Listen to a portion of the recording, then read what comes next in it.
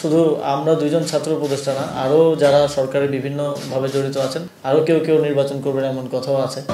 দুই ছাত্র উপদেষ্টা ছাড়াও অন্তর্বর্তী সরকারের সঙ্গে যুক্ত অনেকেই নির্বাচন করবে বলে জানিয়েছেন স্থানীয় সরকার, পল্লী উন্নয়ন ও সমবায় এবং যুব ও ক্রীড়া উপদেষ্টা আসিফ মাহমুদ সজীব ভুঁইয়া। 27 নভেম্বর সচিবালয়ে সাংবাদিকদের আলাপকালে তিনি এই কথা বলেন।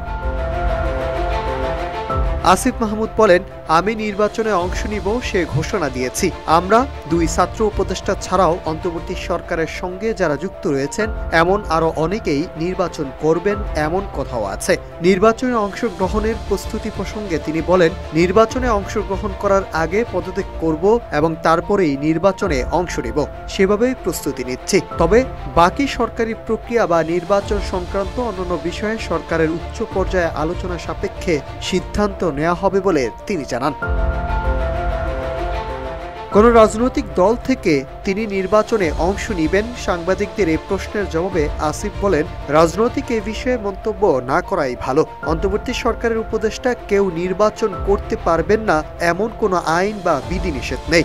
তবে পদে থেকে নির্বাচন করা স্বার্থের সংঘাত ঘটায় বলে নির্বাচনে অংশ নেওয়ার আগে সরকার থেকে পদত্যাগ করা প্রয়োজন। এখন যে কোনো ব্র্যান্ডের পুরাতন এসি বদলে নতুন ওয়ালটন এসিতে উপভোগ করুন 25% ছাড়।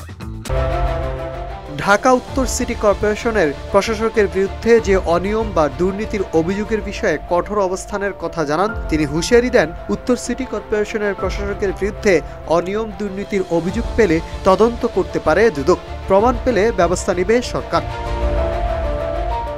নির্বাচনে প্রার্থী হওয়ার আলোচনার মধ্যেই চলতি মাসের প্রথম দিকে ঢাকা 10 সংসদীয় আসনে ভোটার হয়েছেন উপদেষ্টা আসিফ মাহমুদ সজীব ভুঁইয়া। 9 নভেম্বর বিকালে ধানমন্ডি থানার নির্বাচন কার্যালয়ে গিয়ে তিনি ভোটার হওয়ার আবেদন করেন।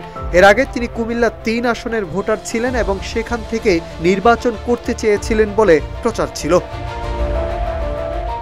সংসদ নির্বাচন সামনে রেখে 3 নভেম্বর 237 আসনের প্রার্থী ঘোষণা করে বিএনপি, যেখানে কুমিল্লা 3 আসন থেকে শাহ মোফাজ্জল হোসেন কাইকুবাদকে মনোনয়ন দেওয়া হয়। তবে ঢাকা 10 আসনে ধানমন্ডি, নিউ মার্কেট, কলাবাগান ও হাজারীবাগ আসনটি ফাঁকা রাখা হয়। এই আসনে বিএনপির আন্তর্জাতিক বিষয়ক সম্পাদক ব্যারিস্টার নাসির উদ্দিন অসীম সহ কয়েকজন মনোনয়ন প্রত্যাশী রয়েছেন।